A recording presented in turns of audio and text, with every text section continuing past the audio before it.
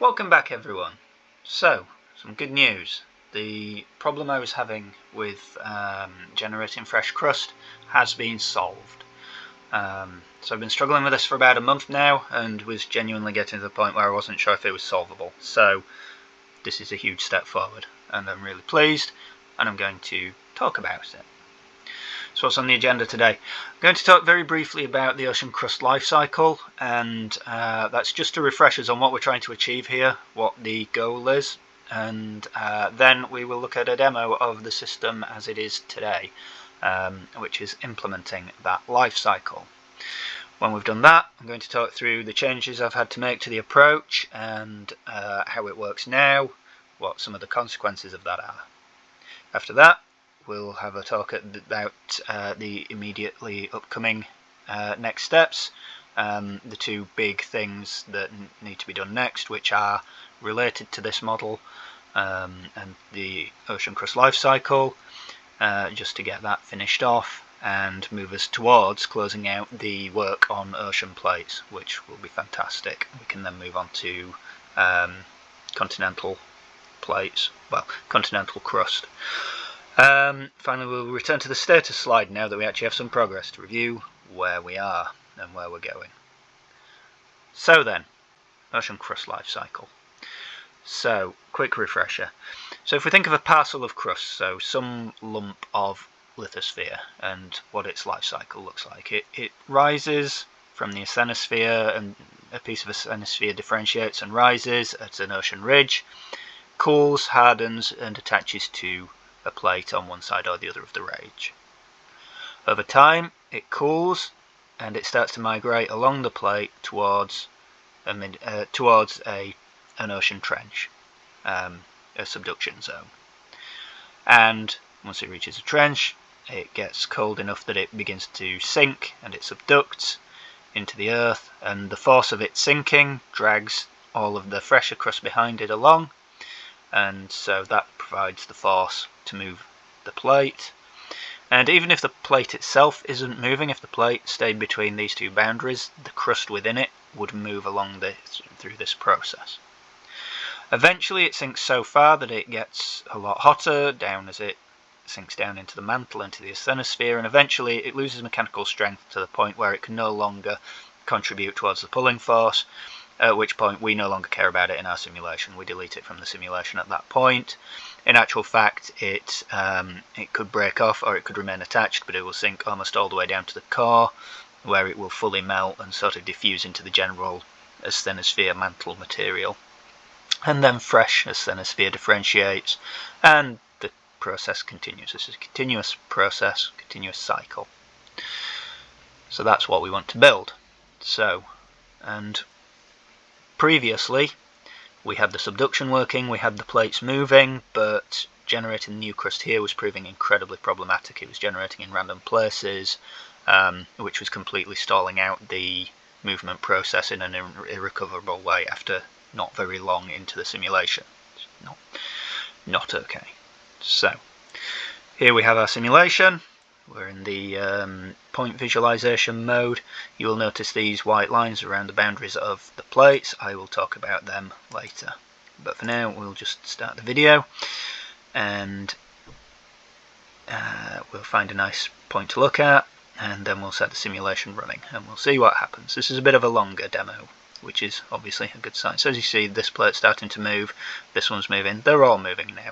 And as they move, we start to get fresh crust being generated.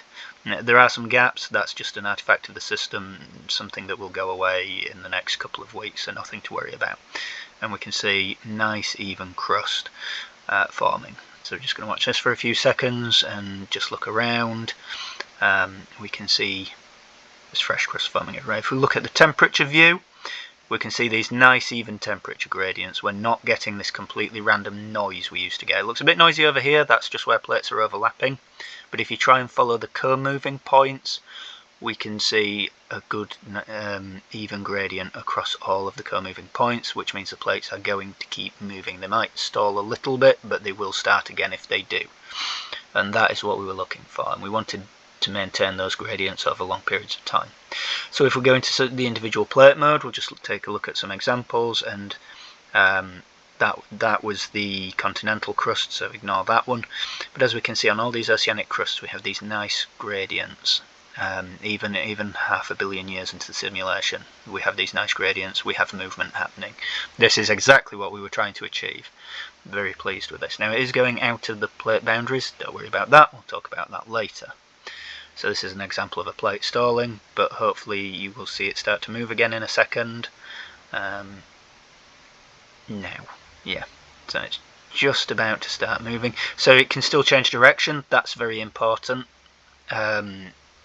Under the new mechanism, it is still able to change direction based on differential forces, and we just saw a little rotation there before it started moving again.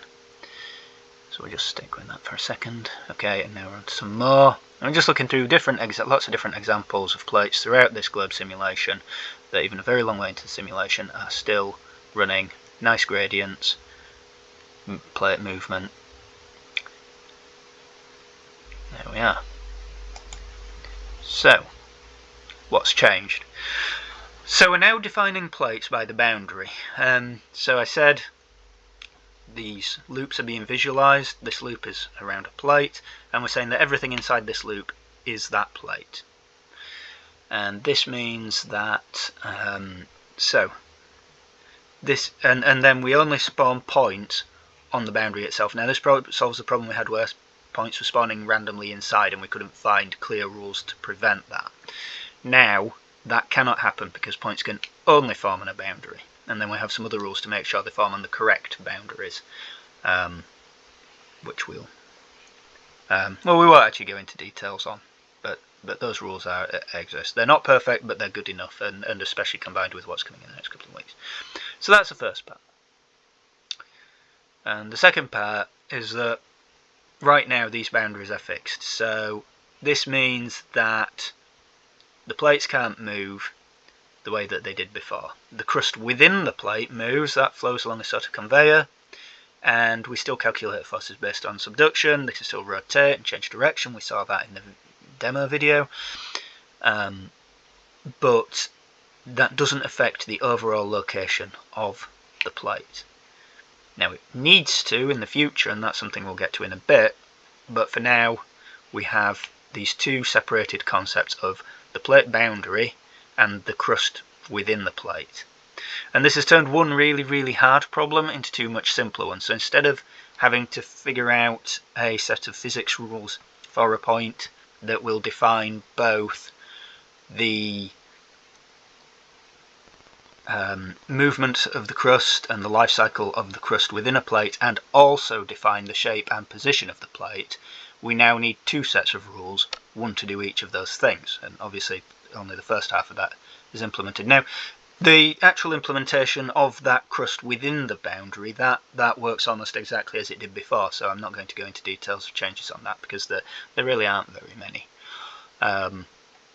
We can consider that the same. So what's next? Well, there's two key things to add next, I think, to get this to be pretty close to being done in terms of ocean crust. So the first is an alternative life cycle for crust, where it still rises and forms at a trench, it still moves along the plate, but then another plate collides with that plate, and we saw this in the video. We saw lots of overlapping plates, and what happens in the real world when this happens is that the denser plate gets forced underneath the lighter plate, even though it isn't dense enough to sink.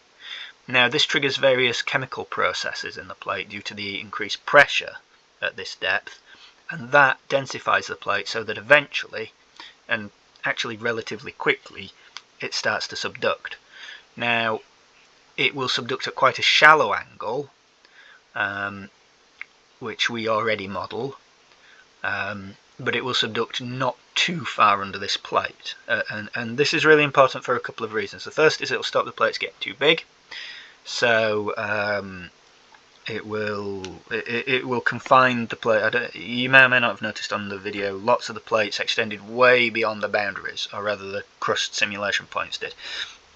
That's not ideal because firstly it's unphysical and it will start to build mountain ranges in the wrong place, but also it's points that need to be simulated, so it's affecting simulation time, even though it's actually quite good at the minute, but it can always be better. So having the plate start to subduct will fix all of those problems once it collides with a denser plate. But the other thing is it will smooth out the plate motion. It will stop those stalls that you were seeing. So what happens with the stalling is if you have subduction occurring very evenly, you can get to a place where all of the subducting crust has subducted, but none of the fresh crust is ready to subduct yet, and so there's no forces acting on the plate. Now, because of this mechanism, you will have subduction starting at lots of different times based on when it collides with the boundary, which obviously the boundary is in an uneven shape, so that will randomise that the time that subduction begins to some extent. And also with this being shallow subduction, that subduction will last a lot longer. It will contribute less force, but over a longer period of time. And that means you won't have those pauses where nothing is subducting. So the plates, they will speed up and slow down, but they should always be moving, the ocean plates.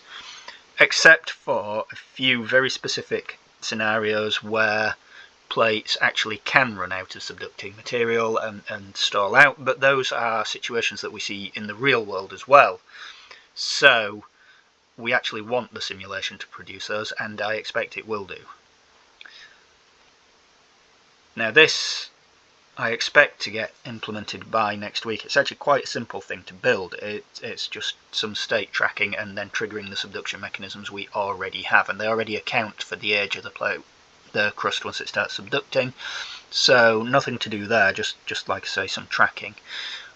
So that should be relatively easy to get done by next Saturday. We'll find out.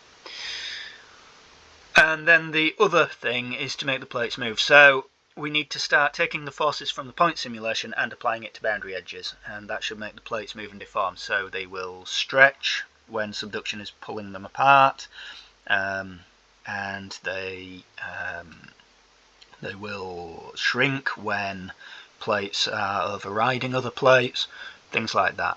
So there'll be some edge case handling there where, like, off the top of my head, two subduction zones colliding is not something that really happens in the real world. It could happen in the simulation just because the simulation oversimplifies some things, and we'll have to handle that.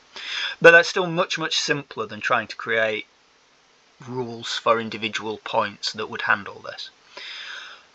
So I'm going to get started on that next week. I would be very surprised if I finish it. It's quite a big complicated topic, but it is one of the last things we have to do to round out ocean plates, and it'd be very exciting to get to that point. So where are we? Well, we still have, I've moved to a tick version rather than done and to do columns because it's getting a bit too big for that and too complicated. So almost everything over here is still working exactly as it did before and is still finished. The only difference is we are not remapping to the globe correctly anymore. We are still remapping, but it's broken. Nothing in the simulation, now that the point-based physics is limited within a plate, there is no need to access global data at the minute. What is going to be interesting there, we will need to eventually, but I suspect only at the end of the simulation, where I can use a much heavier approach, something like convolution kernels, something like that, for gap filling, which was one of the problems we'd had and one of the things that was making the fresh crust very difficult. So not having to do that at all is a very big win. Like I say, I can use heavier analytical techniques as a final post-processing step to clean all that up after the complete run of the simulation. And then the big one is fresh oceanic crust is now done. Huzzah. Can't tell you how happy I am to have done this. Genuinely, I think this is one of the hardest problems in the project, and it's now solved. There will be other hard problems coming up, but yeah, this was one of the big ones, and I was always worried about it, so glad to have it working now. So we're just going to look at a couple more videos, because, well, I'm pleased, and also I think there's interesting things to talk about. So start with this one. We're just looking at a plate starting off, and you can see it cooling. Subduction begins and movement begins and fresh crust forms. The plate isn't moving backwards, we're just keeping the view centered and on the points, and obviously the points are expanding. So yeah, this is all working pretty well. You'll see this discontinuity here. That's an initialization thing. I could fix that. I don't think I need to.